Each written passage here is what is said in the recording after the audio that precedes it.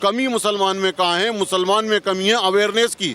मुसलमान ना पढ़ता है ना समझता है। पड़ोसी में हिंदू भाई होता है और हिंदू भाई ने हमेशा संरक्षण दिया है मुस्लिम भाइयों को। रशीदी और मदनी नहीं है, वो आमदनी है। वो उनका नाम मदनी नहीं है, वो आमदनी। आमदन मतलब पैसों का आना। वो इस तरीके की बात करके अपनी टीआरपी बढ़ाकर अपनी पैसों की इनकम बनाना चाहते हैं। वो तो उनको नहीं भूलना चाहिए कि हिंदुस्तान उनका बड़ा भाई है।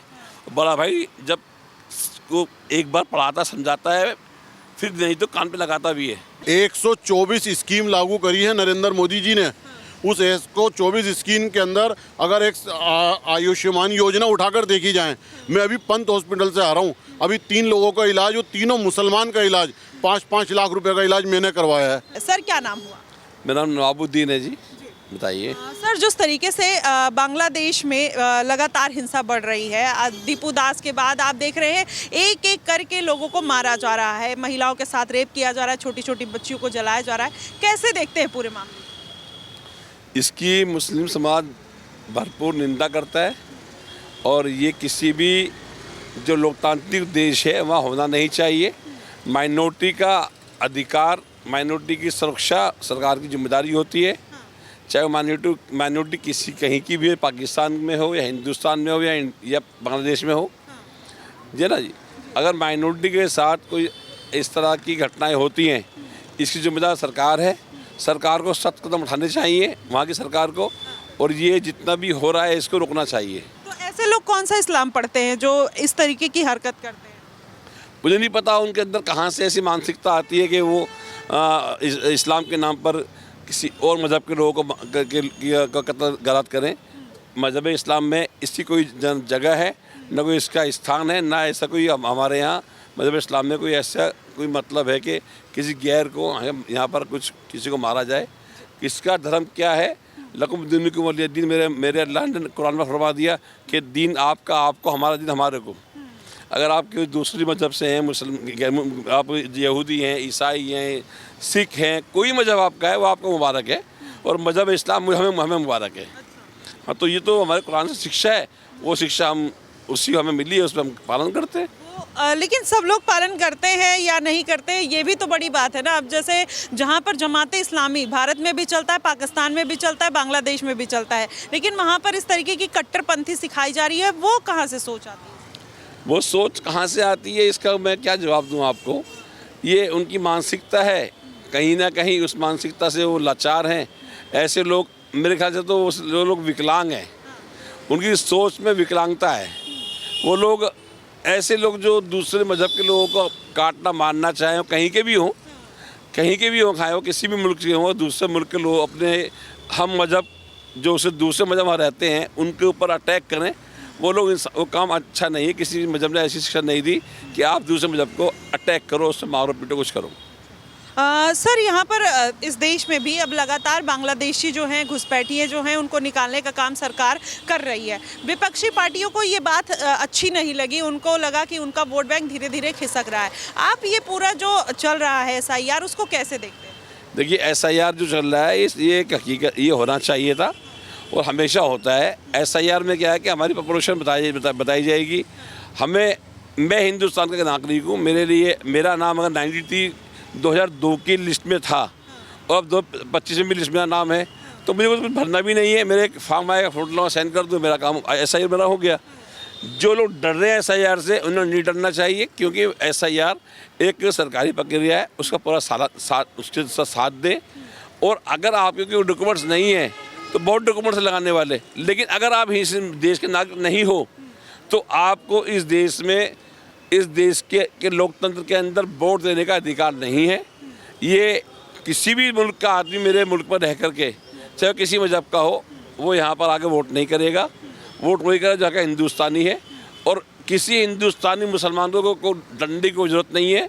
वो हिंदुस्तान के नागरिक हैं और हिंदुस्तान नागरिक रहेंगे, उन पर कोई SIR पर फ़र्क पड़ने वाला नहीं है। जिन मुसलमानों को ये लगता है कि गरीब हैं, परेशान हैं, उनको रहने दिया जाए, बहुत साल पहले आए हैं, क्या आपको लगता है कि मुसलमान होने के नाते रहने दिया जाए, या यहाँ के संसाधन पर यहाँ के मुसलमान, यहाँ के हिंदू, यहाँ के अलग अलग धर्मों के लोगों का हक? ये देखिए, यहाँ के जो संसाधन हिंदुस्तान के हैं, उससे पहला हक जो हिंदुस्तानियों का है, भारतीयों का है, इंडियन का है, ठीक है। अगर हमारी कोई विदेश नीति ऐसी होती है कि हम किसी मुल्क के शरणार्थी को रखते हैं तो वो देश के विदेश नीति पर निर्भर करता है, ना मेरा अधिकार बोलने का ना किसी और का बोलने का अधिकार है। इसलिए मैं कहना चाहूँगा आपसे कि बिल्कुल भी सरकार किसी पे दया ना करे। कोई मुसलमान है, कोई भी मजहब कम्युनिटी से है, कोई वहाँ से बांग्लादेश से, पाकिस्तान से, जैसे बांग्लादेश अभी अफगानिस्तान में हुआ था, देखा था आपने, वहाँ से लोग हिंदुस्तान आए थे, सरकार ने उनको रखा, उनको सब तरह सहूलत दी, क्योंकि वहाँ से तो उनका एक ही कहाँ जाते बेचारे वो। अभी कुछ ऐसी घटनाएं भी हुई कि मुस्लिम हिंदुस्तान के मुसलमान थे, गवर्नमेंट उनको लेकर आई, उनको रेस्क्यू किया। कहाँ से लेकर आई? रशिया से लेकर आई हिंदुस्तान की हुकूमत, वहाँ से यूक्रेन से लेकर आई, कहाँ से नहीं लेकर आई, अब मुझे बताइए ना आप। तो इसलिए मैं कहना चाहूँगा कि हिंदुस्तानी सरकार अपने नागरिकों के साथ साथ जो उनके ऐसे नागरिक हैं जिनका कोई सहारा नहीं होता है, जैसे वो हिंदू हैं, सिख हैं, उनको भी पनाह देती है। वो देना चाहिए, क्योंकि ये हमारा इंसानी फ़र्ज़ है। और अगर किसी मुसलमान की पनाह दी, किसी को जो बांग्लादेश की तस्लीम नसरीना है वह रहती है ना जी, ऐसे बहुत सारे पाकिस्तान के लोग यहाँ रहते हैं, उनको नागरिकता मिली हुई है, उनको नागरिकता मिल चुकी है, नागरिकता मिलने के बाद यहाँ रह रहे हैं, वो उनका अधिकार है। लेकिन जो लोग आए हैं तारों नीचे से निकल के या किसी और मंशा से आए हैं, उनका कोई यहाँ पर अधिकार रहने का नहीं है।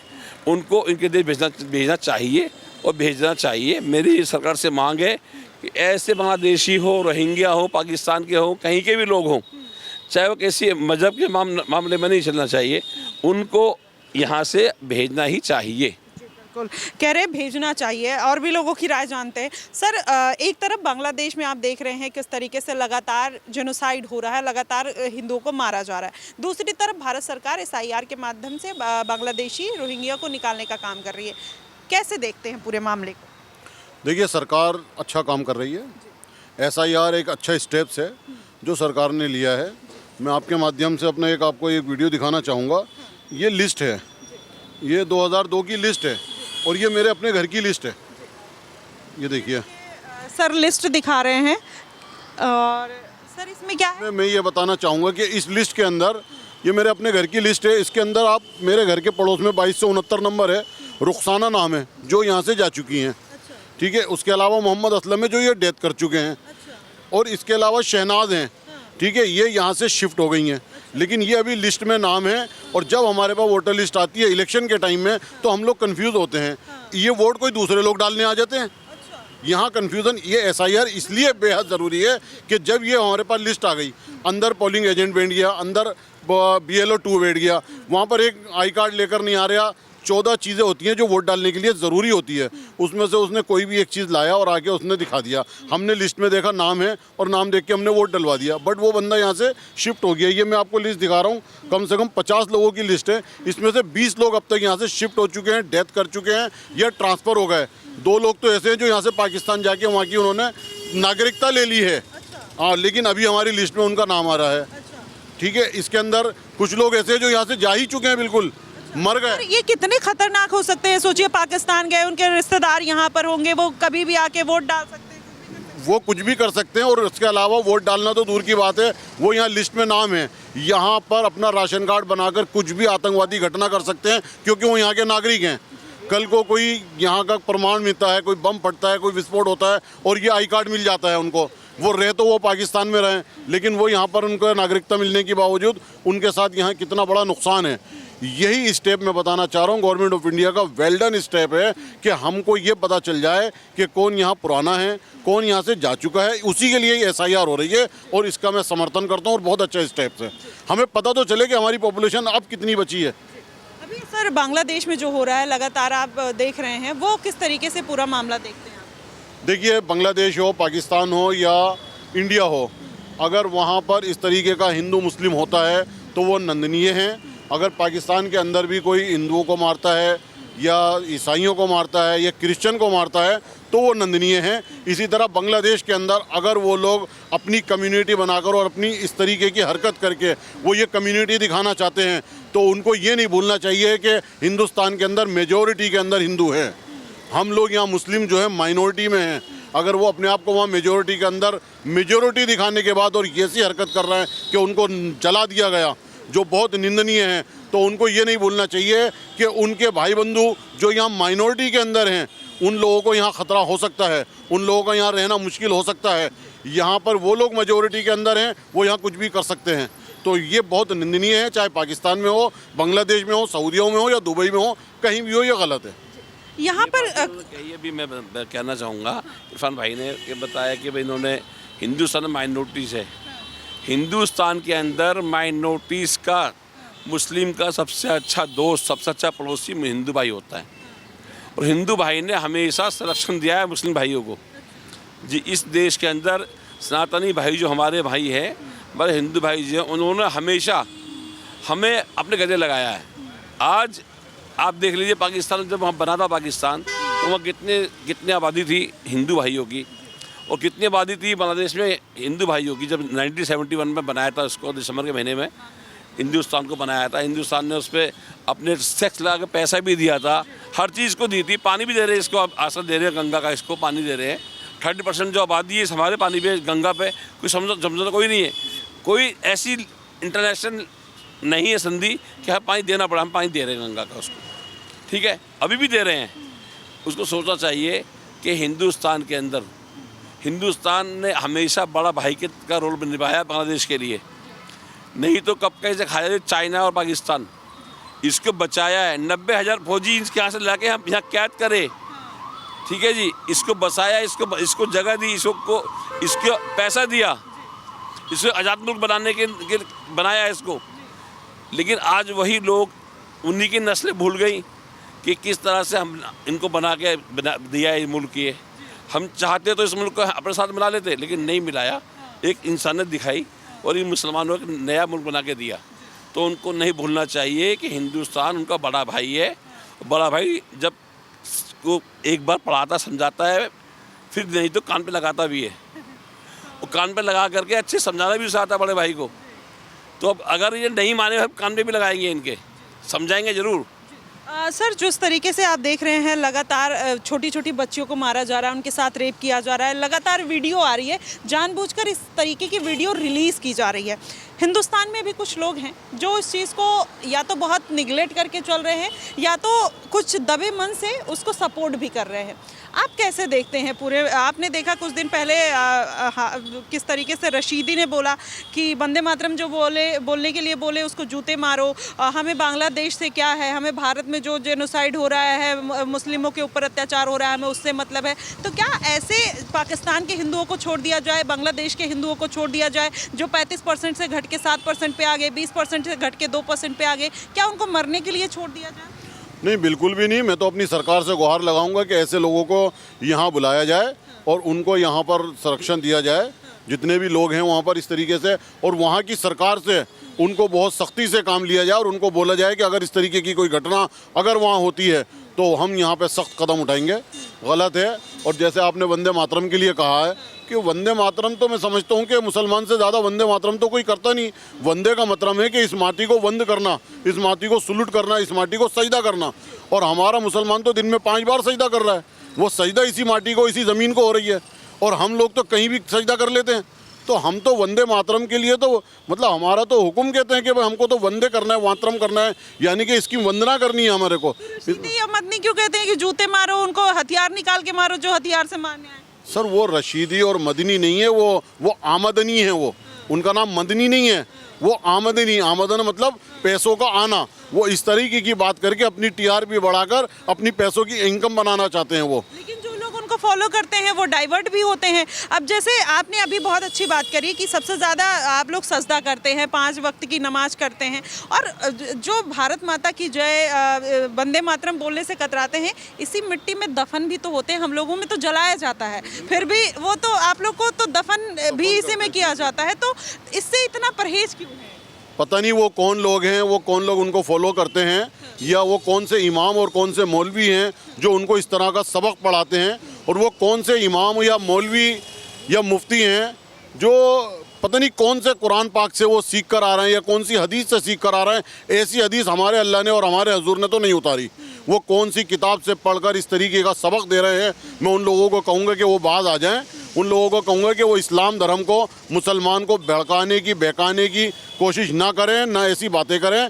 वो आमदनी है, वो तुम्हारे रशीदी हैं, उन लोगों ने अपने खाली फॉलोअर्स बढ़ाने हैं, अपनी इनकम बढ़ानी है, इस वजह से वो ऐसी बातें करते हैं। ये गलत है। हम लोग इसी हिंदुस्तान में पैदा हुए हैं, इसी मिट्टी में सजदा करते हैं दिन में 5 बार, और इसी में दफन होकर हमें मर के जाना है। अच्छा, क्या आपको लगता है कि जो सरकार है, मौजूदा सरकार है, वो धर्म के नाम पे लोगों को बांट रही है, भड़का रही है, या जो बेनिफिट हिंदुओं को मिल रहे हैं वो मुसलमानों को नहीं मिल रहे?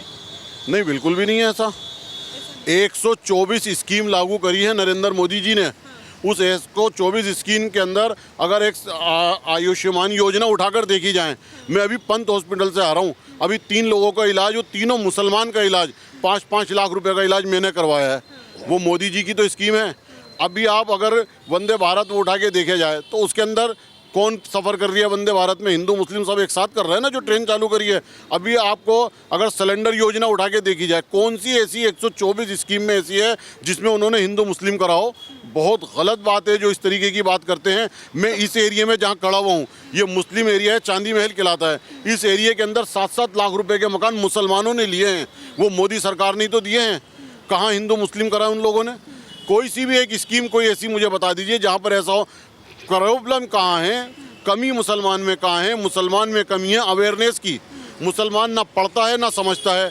एक बार मोबाइल की खोल के वो यूट्यूब देख रहा है, वो रील देख रही है, वो एक बार स्कीम देखे तो सही, उसको देख के पता चल जाएगा कि अपने डॉक्यूमेंट्स पूरे करो और किसी भी स्कीम को फ़ौरन जाके मोदी सरकार से ले लो। अवेयरनेस की कमी है बहुत बड़ी। सर, जिसको ये लगता है कि ये सरकार जो मौजूदा सरकार है वो इस तरीके की चीज़ें कर रही है, क्या आपने कभी सोचा है क्या ऑस्ट्रेलिया में वो सरकार है? क्या जो यूएस परेशान है कट्टरपन से, वहाँ पे बांग्लादेश में, पाकिस्तान में तो नहीं सरकार है ना, तो वहाँ पर भी इस तरीके की चीज़ें क्यों होती है? लोग बम बांध के फट जा रहे हैं, मार रहे हैं, काट रहे हैं एक दूसरे को, इस तरीके का जेनोसाइड कर रहे हैं। वहाँ पे कौन सी सरकार है? देखिए, ऐसा है, आतंकवाद का कोई मज़हब नहीं होता। मज़हब का नाम देने वाले तो पॉलिटिशियन होते हैं, या मज़हब का नाम देने वाले जो पॉलिटिशियंस के फॉलोअर्स होते हैं, या इस तरीके की स्कीम्स और तंजीम चलाते हैं, वो लोग इस तरीके का नाम देते हैं। आतंकवाद का कोई मज़हब नहीं होता। चाहे ऑस्ट्रेलिया के अंदर आतंकवादी हमला हो रहा हो या अमेरिका के अंदर हमला हो रहा हो, ज़रूरी नहीं है कि वो हमला करने वाला मुसलमान हो, हिंदू हो, सिख हो। उसका मज़हब से कोई लेना देना नहीं होता। उसकी मानसिकता बिल्कुल ख़त्म हो चुकी होती है। उसकी मानसिकता सिर्फ ये होती है कि या तो मैं मर जाऊँ या मार दूँ। तो उसका कोई मज़हब नहीं होता। जहाँ भी इस तरीके का हो रहा है, वो लोग बेमज़हब लोग होते हैं। उनको ना नमाज़ पढ़ने से मतलब, ना कुरान पढ़ने से मतलब, ना गीता पढ़ने से मतलब, ना बाइबल पढ़ने से मतलब। वो लोग इस तरीके के होते हैं कि बस उनको अपनी लाइफ जीनी है और मरना है और मर जाना है। सर, आप क्या कहेंगे ओवरऑल सिचुएशन को देखते हुए जो सर ने बात कही? आप कितना इत्तेफाक रखते हैं कि देश में जिस तरीके से पूरा हिंदू मुस्लिम का एक कॉन्सेप्ट चल रहा है, ये जानबूझ के चलाया जा रहा है या कुछ कुछ कमियां हैं जो दूर करने की ज़रूरत है मुसलमानों में? देखिए, मुसलमानों में कोई कमी ऐसी नहीं है। ये हिंदुस्तान जितना सेफ मुसलमानों के लिए है, इतना सेफ हिंदुओं के लिए है, इतना सेफ ईसाइयों के लिए है, इतना सेफ सिखों के लिए है। नरेंद्र मोदी जी 25 तारीख को, जिस दिन मेरी क्रिसमस था, खुद जा कर के सिख समुदाय के साथ उन्होंने बनाया, और उसी दिन कुछ लोगों ने कुछ हरकत भी करी, लेकिन उनको सजाएं दी गई, उनके खिलाफ पूरे मुकदमे लगाए गए। तो इसलिए नरेंद्र मोदी जी की अभी 814वां उर्स हुआ है हिंदुस्तान में ख्वाजा गरीब नवाज का। तो मोदी जी की चादर लेके कौन के गया? किरण रिजिजू लेके गए। एक ईसाई हिंदू चादर लेके जाते हैं और जाते बाबा पे चलाते हैं। ठीक, ऐसा हमारा इतना अच्छा मुल्क है हमारा कि एक ईसाई चादर लेता है हिंदू समाज, सनातनी समाज की, हमारे मोदी जी से, वह चादर लेके जाता है, वो मुसलमानों के साथ जाता है, उधर चलाता है। कहाँ पर है? ख्वाजा गरीब नवाज पे, जो हिंद के सरदार हैं। सरकारें के रोज़े पे जाकर के वो चलाता है चादर। और कौन चलाता है? एक ईसाई माइनॉरिटी का जो हमारा मंत्री है वो चलाता है। तो इतनी अच्छी हमारे यहाँ पर इतना प्रेम, इतना अच्छा माहौल है। क्या है कि सन 2014 के बाद कुछ लोग है ना, यहाँ उनको एक आवाज़ है ना सुननी बंद हो गई। नरेंद्र मोदी एक ऐसा प्राइम मिनिस्टर है हिंदुस्तान में पहला, जिसने जब भी कहा कि 140 करोड़ हिंदुस्तानी, भारतीय, इंडियंस, उसने कभी ये नहीं कहा कि ये माइनॉरिटीज़, ये स्कीम SC/ST के लिए है, ये स्कीम OBC के लिए है। उसने कहा तमाम हिंदुस्तानियों के लिए है, सब भारतीयों के लिए है, सब इंडियन के लिए है। उसकी किसी एक बात में ये नहीं आया कि 140 करोड़ हिंदुस्तानी में 20 करोड़ मुसलमान, क्या है काम ये उसका है। लाल किले में पहले प्रधानमंत्री बोलता था ये स्कीम माइनॉरिटी के लिए लेकर आए हैं हम, तो वो बंद कर दिया है। वो कहता है कि आखिरी पंक्ति जो खड़ा हुआ आदमी है उस तक विकास जाए। हिंदुस्तान का भी सोच सकता था कि जनधन के ये योजना के तहत इतने अकाउंट खुल जाए हिंदुस्तानियों के, बैंक गरीब आदमी को जाता था कभी, अब जाता है। आज एक प्राइम मिनिस्टर कहता था हिंदुस्तान का कि जब मैं 100 रुपये छोड़ता हूँ तो 11 रुपये 19 रुपये जाता है, बाकी सब खत्म हो जाता है। हमारा प्रधानमंत्री कहता है मैं 100 छोड़ता हूँ, बटन दबा सो जाता है अकाउंट के अंदर। तो ये फ़र्क है, ये फ़र्क उनको, जिन लोगों का रोजी रोटी ख़त्म हो गई है, अपोजिशन नई नई बातें लेकर के आ रही है, हर जगह उनको हार का मुंह देखना पड़ रहा है। लीडर बिहार में हार करके आए हैं अभी, कभी कहते हैं चौकीदार चोर है तब हार जाते हैं, कभी कुछ और लाते हैं। अब नया फरमान लगाए थे कि वोट चोर गद्दी छोड़, तो वहाँ भी हार गए। तो सारे इनके जो फार्मूले फेल हो रहे हैं, इसलिए माइनॉरिटीज़ को एक भड़काने की बात, ये माइनॉरिटीज़ को भड़काने की अंदर कर रहे हैं, ये सारा अपोजिशन है। और जितना सुरक्षित हिंदुस्तान में मुसलमान है किसी और मुल्क में है ही नहीं। मैं लिख के दे रहा हूँ, साइम जो अपने का रशीदी की बात करी, रशीदी को कहता है मुझे मतलब नहीं पाकिस्तान से, मुझे मतलब नहीं हिंदुस्तान का, मैं हिंदुस्तान का आदमी हिंदुस्तान की बात करूँगा, मुझे मतलब नहीं बांग्लादेश से। तो उससे पूछना कि हराम, मैं गाली नहीं बोल निकाल सकता किसी के लिए, अच्छी बात है, माफ़ी चाहूँगा। उसको पूछना कि क्यों बोलता है फिर तू गजा फिलिस्तीन के लिए, गाजा के लिए, फिलिस्तीन के लिए क्यों बोलता है? क्यों बोलता है किसी और मुल्क के लिए? यहाँ की बात करना, वहाँ की बात क्यों करता फिलिस्तीन के लिए, गाजा के लिए? तो क्यों बात करता तू उर्दू दूसरी कंट्री के लिए? क्यों बोलता सीरिया के लिए? क्यों बोलता तू यमन के लिए? आज तो बात कर रहा है कि हम तो बांग्लादेश की बात नहीं करेंगे, क्योंकि वहाँ मुसलमान जो मुसलमान की सोच खराब हो गई है, वो मुसलमान बांग्लादेश के हिंदू औरतों पे, बच्चियों पे, हिंदू भाइयों पे जुल्म ढा रहे हैं। तो वो उसे नहीं दिख रहा। अब उसने कहते हैं मेरा मतलब क्या है, मैं तो हिंदुस्तानी हूँ। उस वक्त जब सीरिया की बात करता है, वहाँ गाजा की बात करता है, जब हिमायत करता है हमास की, तब कहता मैं तो मुसलमान हूँ। ये दोहरी राजनीति, दोहरी चीज़ें नहीं चलेंगी, और इसके लिए हम विरोध करते हैं। अगर कोई गाजा के लिए फिलिस्तीन की बात करता है तो उसको बांग्लादेश बोलना चाहिए कि बांग्लादेश में जो हो रहा है वो गलत हो रहा है, और हम इसका विरोध करते हैं। तो देखिए, बांग्लादेश में जो हो रहा है गलत हो रहा है। अगर इस बात का विरोध मुसलमान सपोर्ट करता है तो कहीं ना कहीं उसके लिए अच्छी बात है, लेकिन अगर विरोध कर रहा है तो गजा फिलिस्तीन का भी सपोर्ट करना कहीं ना कहीं फिर उतना ही गलत हो जाता है। फिलहाल पूरे मुद्दे को, SIR को, बांग्लादेश के पूरे इस इंसिडेंट को कैसे लेते हैं, कैसे देखते हैं, सर ने जो बात कही उसको किस तरीके से देखते हैं, आप हमें ज़रूर बताइएगा। फिलहाल के लिए बस इतना ही। देश और दुनिया की तमाम खबरों के लिए हमारे साथ बने रहिएगा द न्यूज़पेपर पे। धन्यवाद।